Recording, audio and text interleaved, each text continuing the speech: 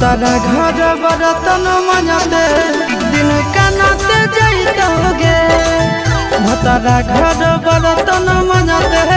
दिन कानाते जाइतोगे दिन कानाते जाइतोगे तारा घर बरतन मजाते दिन कानाते जाइतोगे तारा घर बरतन मजाते दिन कानाते जाइतोगे कोठरी में खुलम खुला चुमा ले तो दूल्हा रे सन भोरे गिरतौला कभी जावा चूल्हा गे हरे कोठरी में खुलम खुला चुमा ले तो दूल्हा रे सन भोरे गिरतौला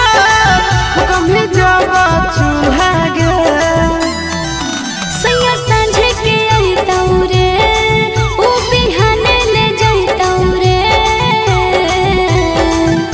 तारा घर बरतन मजाते दिन कानाते जाइतोगे तारा घर बरतन मजाते दिन कानाते जाइतोगे दिन कानाते जाइतोगे तारा घर बरतन मजाते दिन कानाते जाइतोगे तारा घर बरतन मजाते दिन कानाते जाइतोगे सैया खइतौ फूलल रोटी जोगल हमर कोठी के गरिया देतौ मरिया मारतौ सैया धरतौ झोटी के हरे सैया खइतौ फूलल रोटी जोगल हमर कोठी के गरिया देतौ मरिया मारतौ